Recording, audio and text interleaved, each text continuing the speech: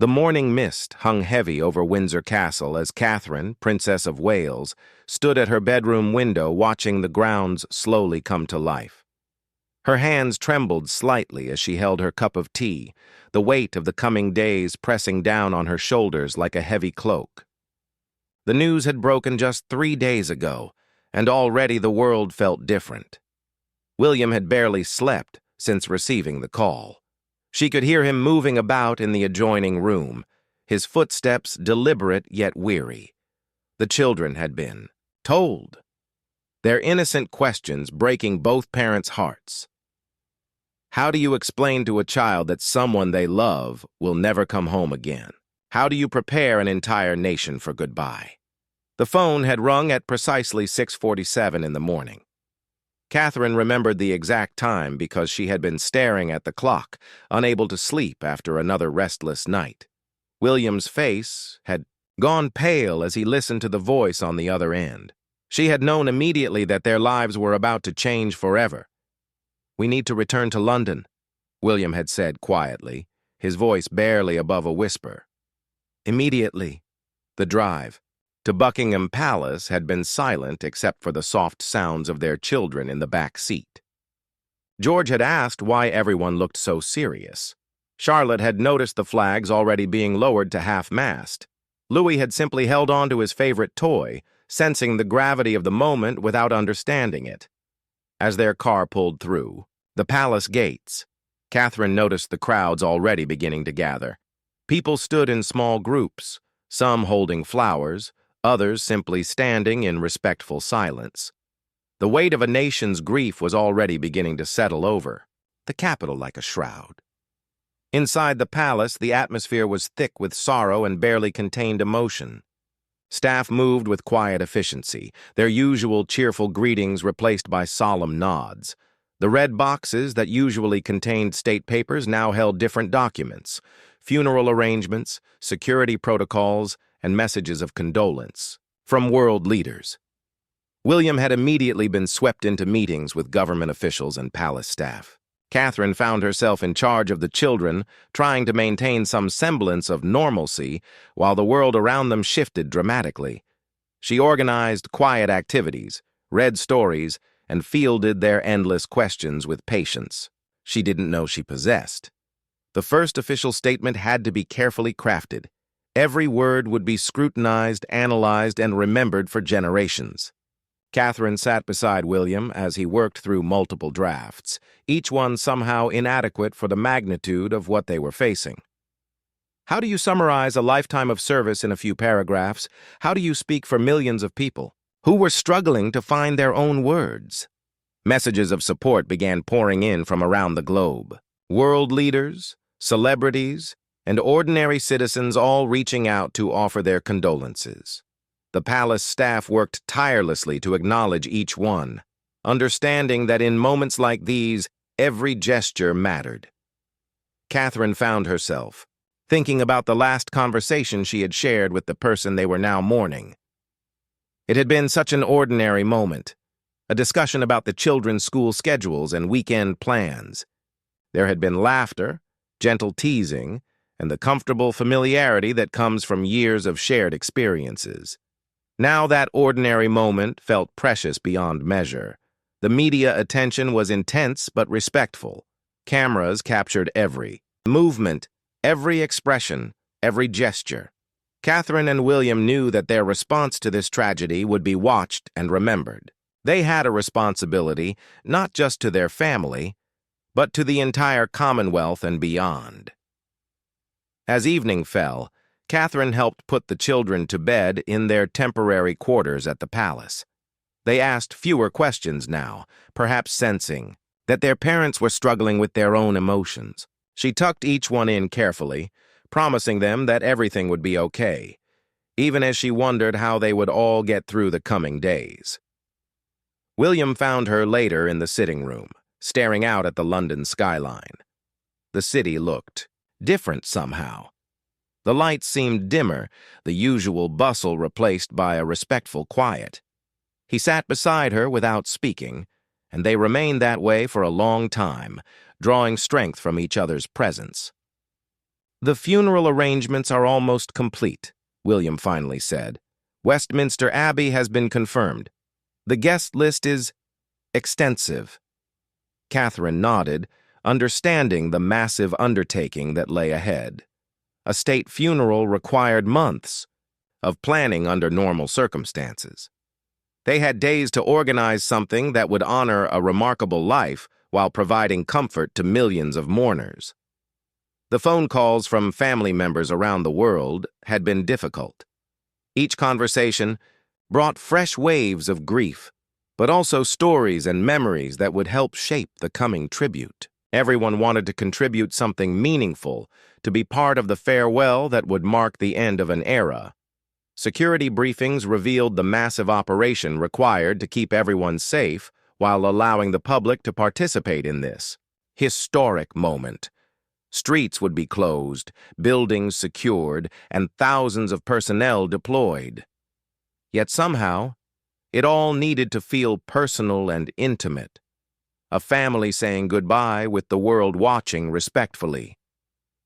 Catherine looked at her husband, seeing the weight of responsibility etched in every line of his face. Tomorrow would bring more meetings, more decisions, more moments when they would need to be strong for others while managing their own grief.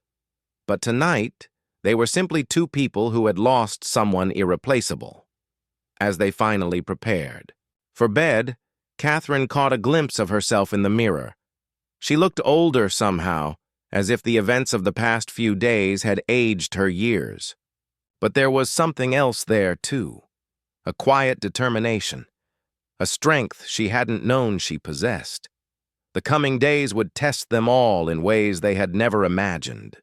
But they would face it together, as a family, and as servants of the people who were counting on them to guide the nation through its darkest hour. The farewell would be steeped in both strength and sorrow, just as the life they were honoring had been. The morning brought no relief from the heavy atmosphere that had settled over the palace.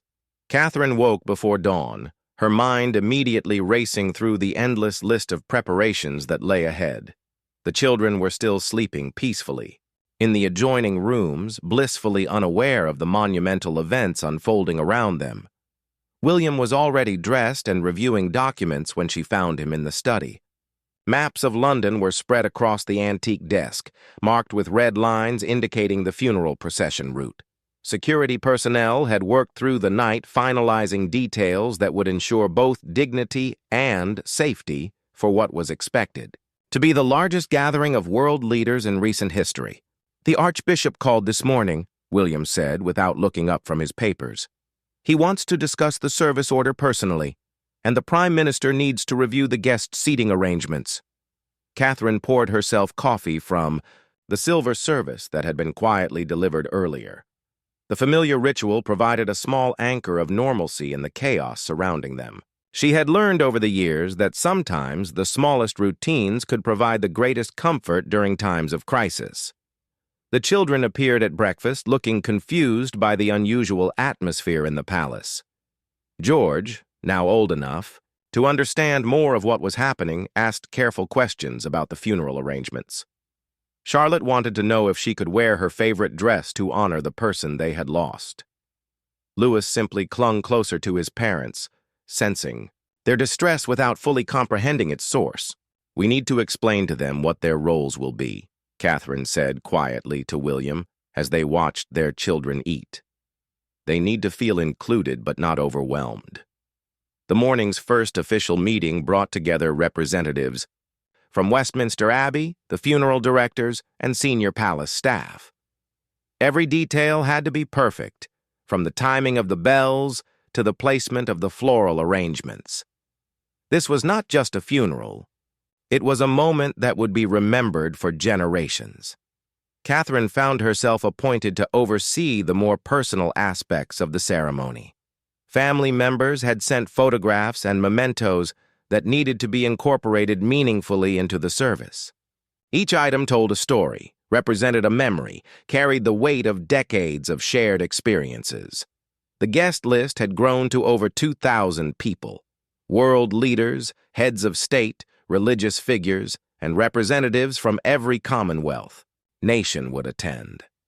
The logistical challenges were staggering. Everything from dietary requirements to security clearances had to be managed with military precision. Messages continued to pour in from around the globe.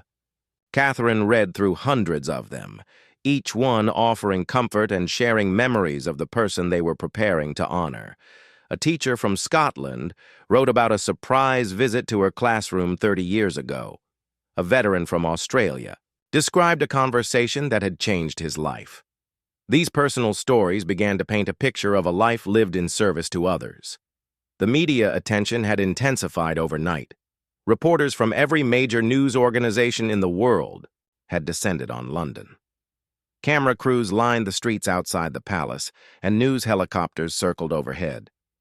Yet there was a respectful tone to the coverage that Catherine found comforting. The world understood the gravity of what was happening. William spent much of the morning in meetings with government officials, discussing everything from the order of precedence for international guests to the timing of the military honors that would mark the ceremony. Each decision carried weight. Each choice would be scrutinized and remembered. Catherine took charge of coordinating with other family members who would play roles in the service. Phone calls stretched across time zones as relatives shared their thoughts on readings, music, and personal tributes. Everyone wanted to contribute something meaningful to the farewell. The afternoon brought a private viewing, allowing close family members to pay their respects before the public ceremonies began. Catherine held William's hand as they entered the chapel, their children walking solemnly beside them. The silence was profound, broken only by the soft sounds of grief and whispered prayers. George asked if he could leave a drawing he had made, a simple picture of a crown surrounded by flowers. Charlotte placed her favorite book beside it, explaining that she wanted to share something that brought her joy. Louis simply stood quietly, holding his parents' hands and trying to understand why everyone seemed so sad. The evening brought unexpected visitors, friends and colleagues who had traveled from around the world to offer their support. Each conversation brought new stories and memories, filling in pieces of a remarkable life that had touched so many people in different ways. Catherine found herself acting as a gracious host, even in the midst of her own grief, ensuring that everyone felt welcome and heard. She listened to countless stories, offered comfort to others who were struggling with their emotions, and somehow managed to maintain the composure that everyone seemed to need from her. Dinner was a quiet affair with just the immediate family. The children ate quickly and were excused to spend time with their cousins who had arrived earlier in the day. For a few moments, the adults could speak freely about their concerns and fears for the coming days. "The whole world will be watching," William said, voicing what everyone was thinking. "We have to get this right, not just for ourselves, but for everyone who loved and respected the person we're honoring." Catherine nodded, understanding the enormous responsibility they carried. This funeral would be more than a family farewell. It would be a moment when the world could come together in shared grief and gratitude. The pressure was immense, but so was their determination to create something worthy of the life they were celebrating. As the evening wound down, Catherine checked on each of the children one final time. They were finally sleeping peacefully, exhausted by the emotional weight of the day. She pulled their blankets up carefully, kissed their foreheads, and whispered quiet reassurances that tomorrow would bring them closer to saying a proper goodbye. The palace grew quiet as the night deepened, but Catherine knew that sleep would remain elusive. Tomorrow would bring new challenges, more decisions, and the ever-present weight of representing not just their family's grief, but the sorrow of millions of people around the world who were preparing to say farewell to someone truly irreplaceable. The third day dawned gray and somber, matching the mood that had settled over the entire nation. Catherine stood in her dressing room, carefully selecting the outfit she would wear for the day's rehearsal. Everything had to be perfect. From the color choices to the jewelry, each decision would be analyzed and remembered. The rehearsal at Westminster Abbey began at 7 in the morning, before the crowds could gather and the media attention became overwhelming. Catherine and William walked through the ancient doors hand in hand, their footsteps echoing in the vast space that would soon hold thousands of mourners. The abbey felt different in the early morning light. Flowers were being arranged in massive displays, their fragrance filling the air with sweetness that seemed almost out of place given the solemnity of the occasion. The altar had been draped in deep purple and gold, colors that spoke of majesty and mourning intertwined. George, Charlotte, and Louis walked carefully behind their parents, practicing their roles in the procession. The children had been coached on where to stand, when to sit, and how to behave during the long ceremony, but Catherine could see the uncertainty in their eyes. They were being asked to perform their grief in public, and the weight of that responsibility was heavy even for young shoulders. The Archbishop of Canterbury guided them through each element of the service, explaining the significance of the hymns that had been chosen and the readings that would mark different moments in the ceremony. Every word had been selected carefully, every pause timed to allow for the emotions that would inevitably overflow. "The world will be watching," the Archbishop reminded them gently. "But remember, this is first and foremost a celebration of a life well lived. Let that joy shine through the sorrow." Catherine found comfort in his words, but she also felt the enormous pressure of the moment. Television cameras would broadcast every tear, every trembling hand, every moment of private grief to audiences around the globe. She had to be strong not just for her family, but for everyone who would be watching and drawing strength from their example. The security briefing that followed revealed the massive operation required to keep everyone safe. Over 5,000 police officers would be deployed across London. Military personnel would line the procession route. Snipers would be positioned on rooftops, and every building along the path had been thoroughly searched and secured. Yet somehow, despite all the security measures, the ceremony needed to feel personal and intimate. Families would be separated from their loved one forever, and the farewell had to acknowledge that profound loss while celebrating the remarkable legacy that would endure. William spent the morning reviewing his eulogy one final time. Catherine had watched him struggle with the words for days, trying to capture the essence of someone who had meant so much to so many people. How do you summarize a lifetime of service, dedication, and love in just a few minutes? How do you speak for an entire nation's grief? The children asked if they could contribute something personal to the service. George wanted to read a poem he had written at school. Charlotte suggested they include the favorite song that had always been played during family gatherings. Louis simply wanted to place his favorite stuffed animal alongside the other tributes. Catherine gently explained that while their impulses were loving and appropriate, the formal ceremony required certain protocols. But she promised that they would find other ways to honor their memories and express their love. Sometimes the most meaningful tributes happen in private moments, away from public view. The afternoon brought visits from dignitaries who had arrived early for the funeral. Catherine found herself hosting prime ministers, presidents, and royalty from around the world, each offering their condolences and sharing memories of the person they had all come to honor. Each conversation revealed different facets of a remarkable life. A president spoke of policy discussions that had influenced international relations. A charity leader described decades of quiet support that had never been publicly acknowledged. A neighbor shared stories of simple kindness that had made a profound difference in ordinary people's lives. These stories began to weave together into a tapestry of a life lived in service to others. Catherine realized that the funeral would need to capture not just the public achievements, but the private moments of compassion and connection that had defined the person they were mourning. The evening news showed footage of people from around the world preparing their own tributes. Spontaneous memorials had sprung up in cities across the globe. Flags flew at half-mast from government buildings and private homes alike. Social media was filled with photographs, stories, and expressions of gratitude that painted a picture of someone who had touched countless lives.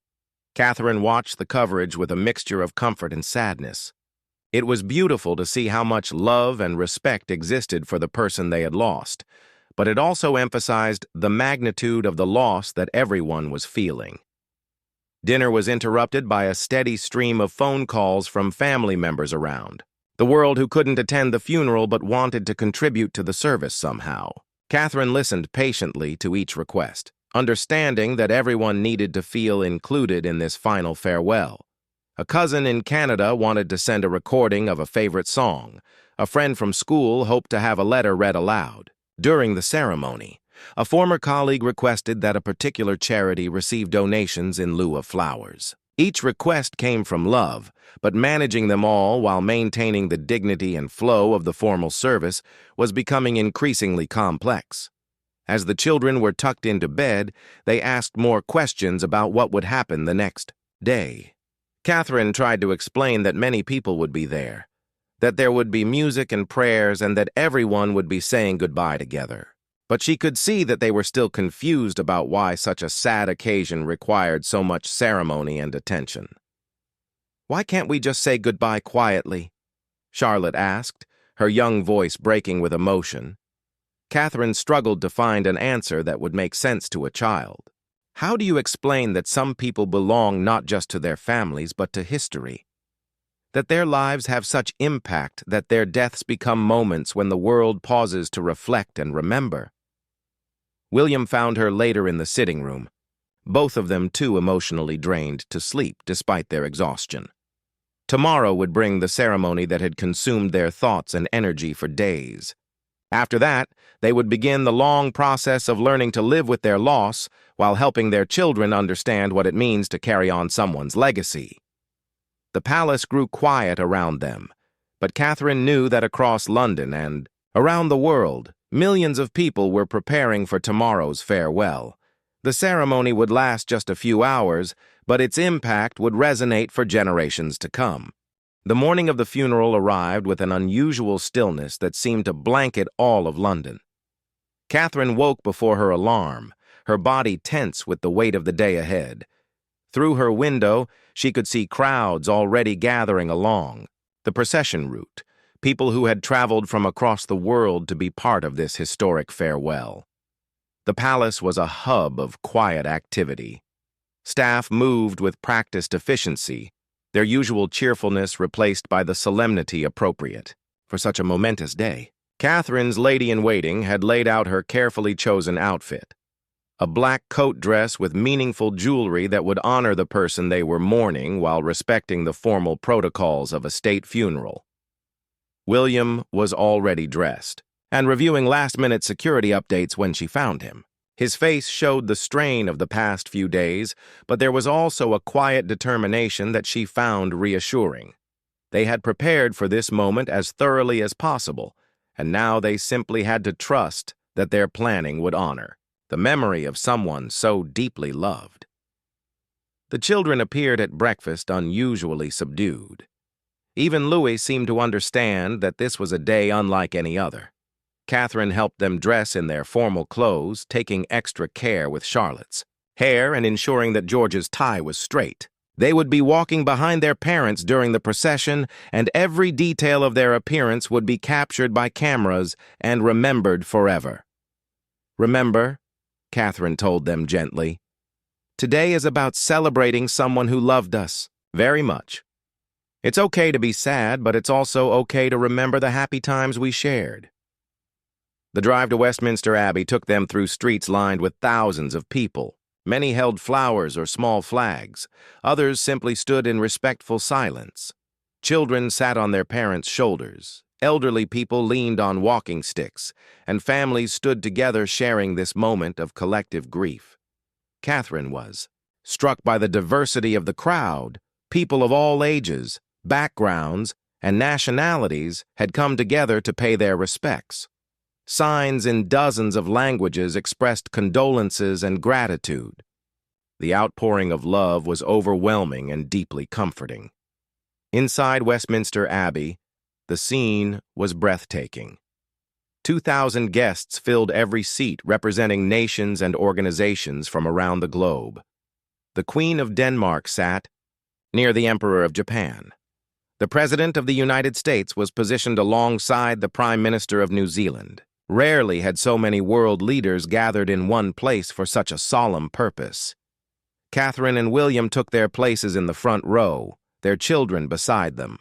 The weight of representing not just their family's grief, but the sorrow of millions watching around the world was almost overwhelming. Yet as she looked around at the faces of friends, family, and dignitaries, Catherine felt a sense of shared purpose that gave her strength.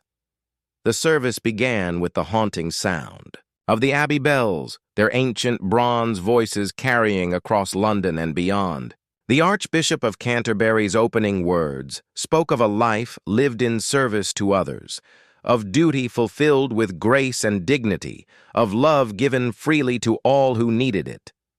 The first hymn rose from 2,000 voices, filling the vaulted ceiling, with sound that seemed to embody the collective emotion of everyone present. Catherine sang along, her voice joining with William's and those of her children, finding comfort in the shared expression of faith and hope that music can provide even in the darkest moments. The reading from Scripture spoke of love that endures, beyond death, of legacies that live on in the hearts and actions of those who remain. A young girl from a charity that had been supported for decades read with clear, confident voice about the importance of service and compassion. Her words carried special weight because they represented the next generation who would carry forward the values they were celebrating. William's eulogy was the heart of the ceremony. Catherine watched her husband stand at the podium, his voice strong despite the emotion she knew he was feeling. He spoke of personal memories that made everyone smile through their tears, stories of humor and humanity that reminded the world that behind the public role was a person who loved practical jokes and preferred simple pleasures to grand ceremonies. He talked about the values that had guided a lifetime of service, duty, compassion, and an unwavering commitment to making the world better for future generations. His words painted a picture of someone who never lost sight of what truly mattered, even amid the pressures and privileges of an extraordinary life. The children remained remarkably composed throughout the long ceremony, though Catherine could see the effort it required. George sat very straight, his young face serious as he tried to understand the significance of the moment. Charlotte held her mother's hand tightly, occasionally whispering questions that Catherine answered with gentle squeezes rather than words. Louis simply leaned against his father, finding comfort in the steady presence that had always made him feel safe. The military honors that followed were precisely choreographed but deeply moving. The Guard of Honor represented all branches of the armed forces, their movements synchronized in a display of respect that spoke louder than words. The sound of the last post echoing through the abbey brought tears to eyes that had remained dry throughout the spoken tributes.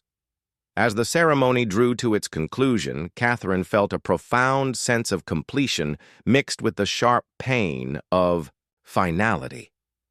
They had created something beautiful and meaningful, a farewell that honored both the public achievements and private virtues of someone who had given their life to serving others.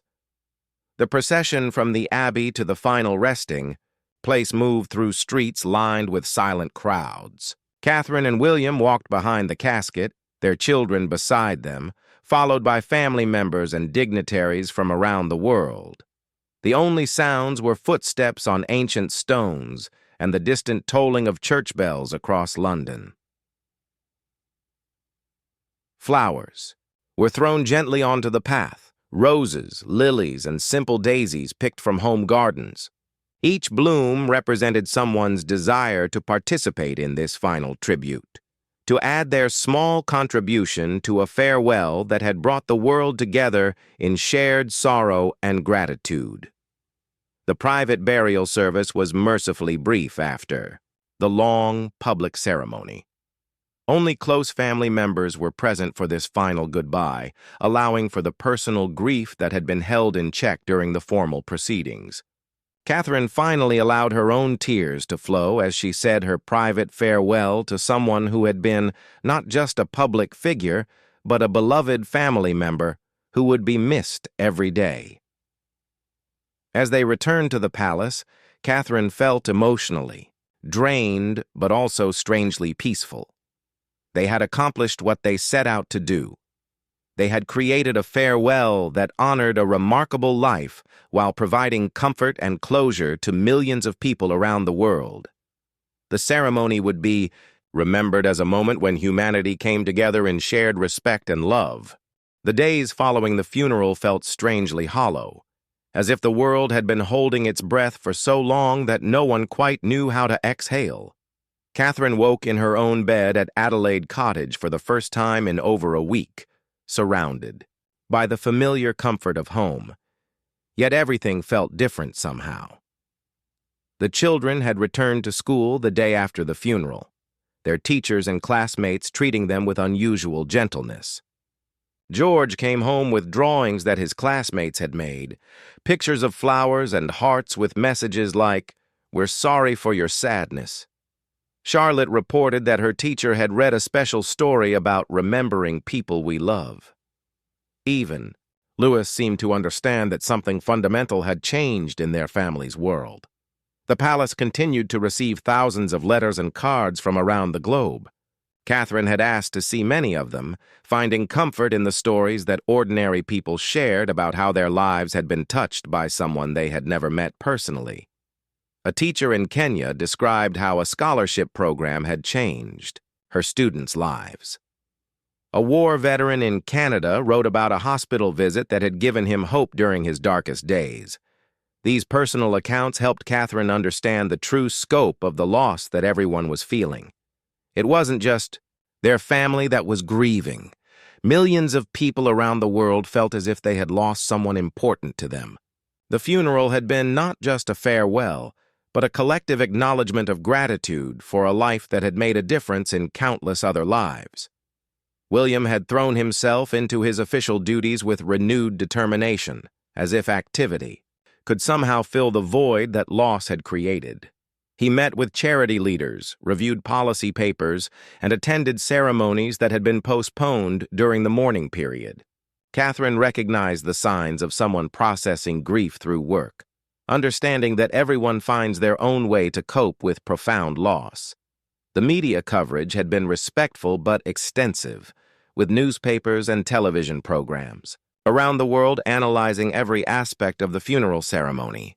Catherine found herself oddly comforted by the positive reviews, descriptions of the service as dignified, moving, and a fitting tribute suggested that they had accomplished what they set out to do. But there were also more personal reflections that touched her deeply.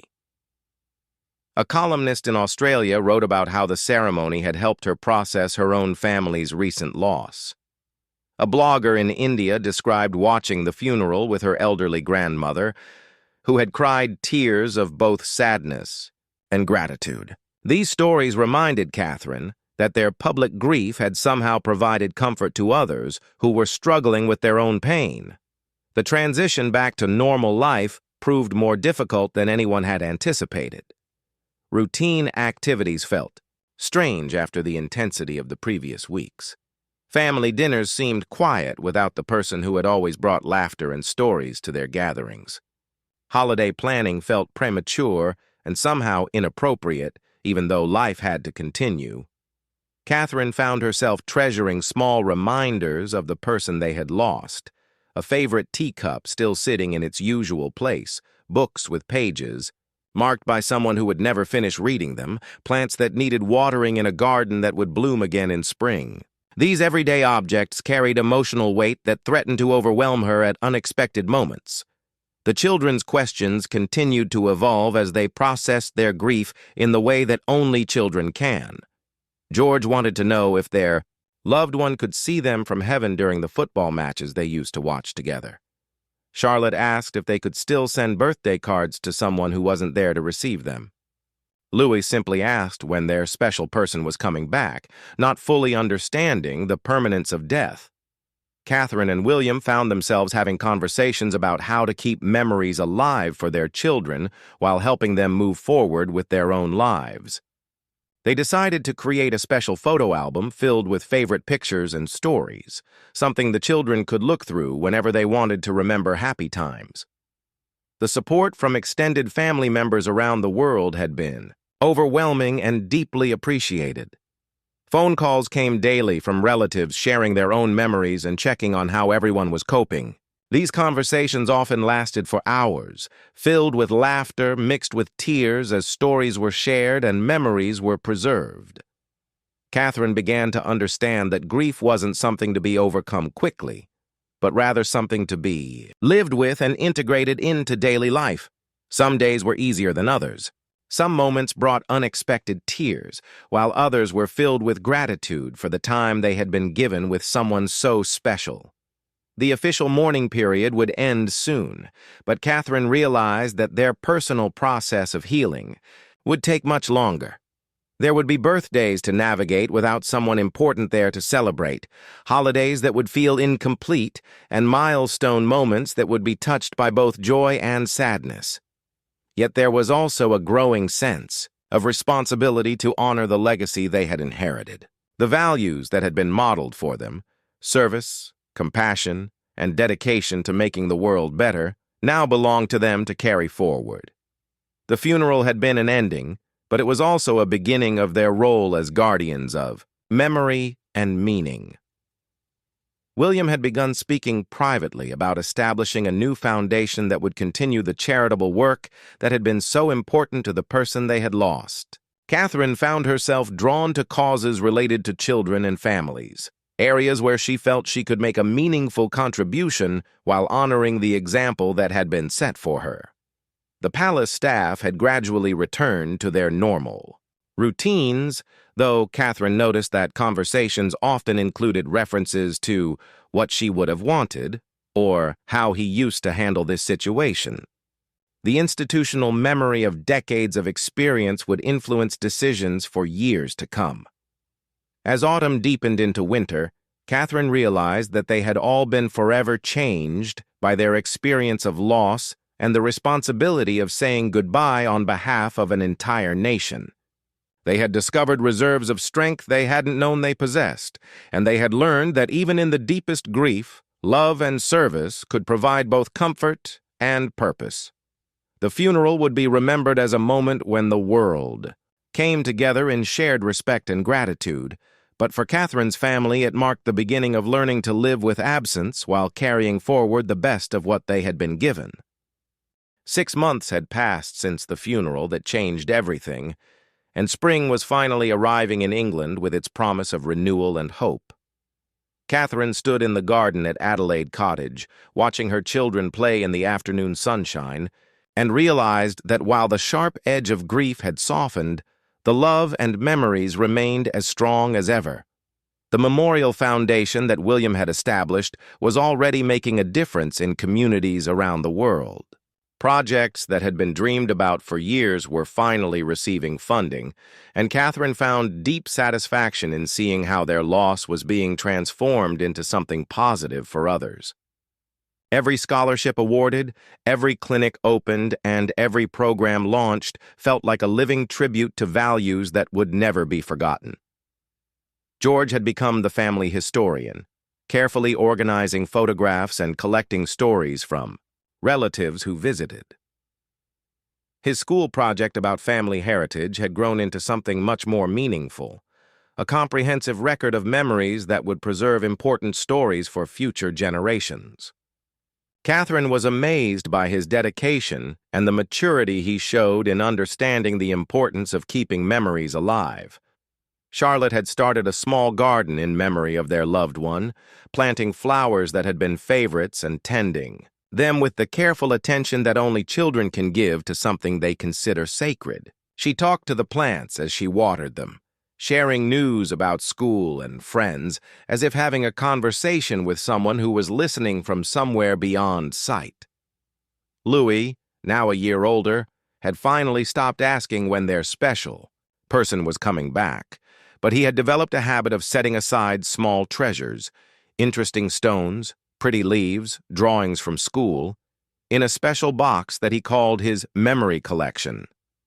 Catherine understood that this was his way of maintaining connection with someone who remained important in his young heart.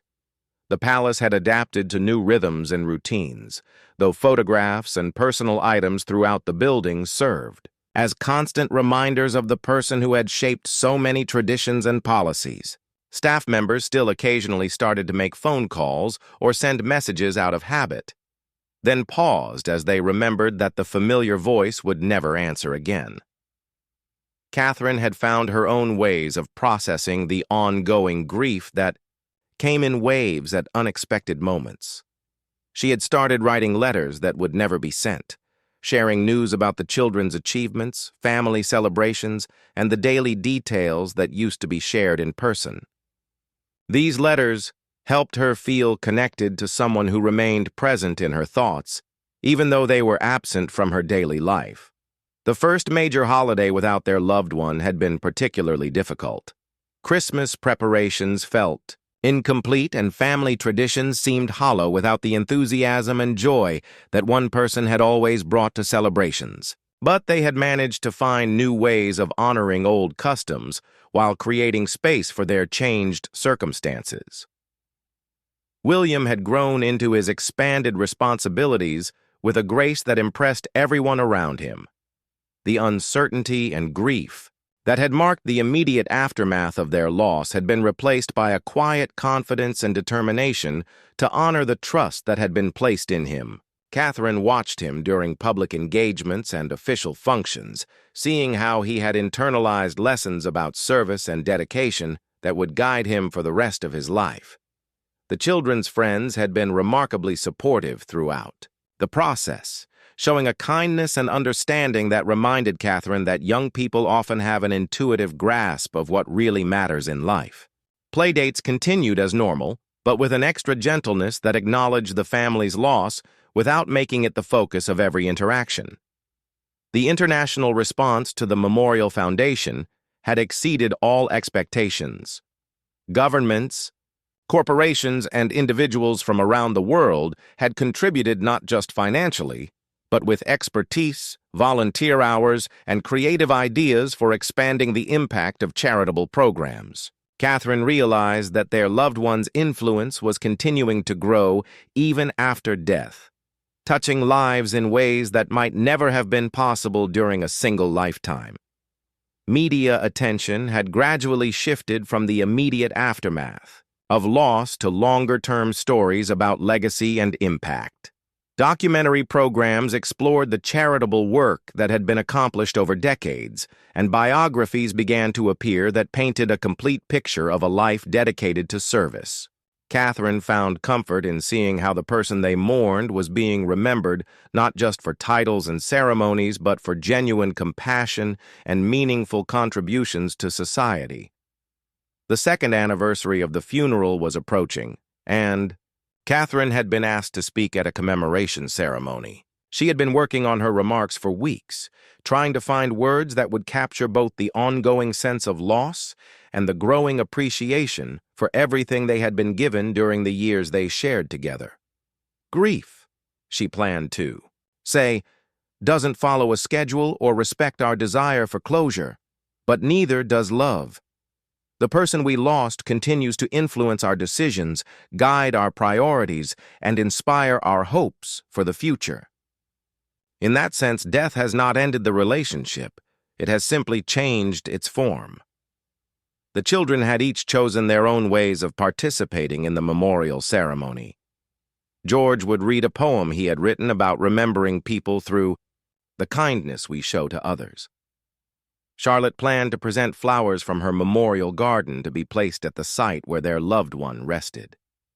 Louis wanted to sing a simple song he had learned at school about love that lasts forever. Catherine had learned that healing doesn't mean forgetting or moving on in the way that people sometimes suggest. Instead, it meant integrating loss into A new understanding of life that could hold both sadness and joy, absence and presence, endings and continuations. Their family had been forever changed, but they had also been forever enriched by the love they had shared and the example they had been given. The Foundation's first annual report showed projects operating in 47 countries, supporting everything from educational programs to healthcare initiatives to environmental conservation efforts. Each success story represented the ongoing impact of values that had been lived faithfully for decades and were now being carried forward by countless others who had been inspired by example rather than words.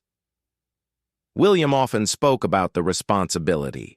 They felt to be worthy of the trust that had been placed in them. The funeral had marked not just an ending, but a beginning of their role as guardians of memory and meaning for millions of people around the world who continued to draw inspiration from a life well lived.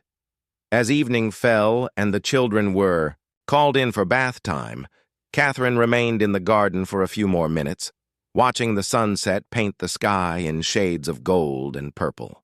She thought about all the sunsets they had watched together, all the conversations they had shared, and all the laughter that had filled their family gatherings. The pain of loss would never completely disappear, but it had become something she could carry alongside gratitude for everything they had been given. The funeral had been an ending, but it had also been a beginning, of memory preserved, values continued, and love expressed through service to others. Tomorrow would bring new challenges and new opportunities to honor the legacy they had inherited. But tonight, surrounded by the peaceful sounds of her family preparing for bed and the gentle rustle of spring leaves in the wind, Catherine felt a deep sense of completion. They had said goodbye with strength and sorrow, just as they had promised, and now they were learning to say hello to a future shaped by everything they had learned about love, loss, and the enduring power of a life lived in service to others. The memorial garden would bloom again next spring. The foundation would continue its work around the world, and the children would grow up carrying stories and values that would influence their own children someday. In this way, the farewell that had brought a nation together in mourning had also planted seeds of hope that would continue growing for generations to come.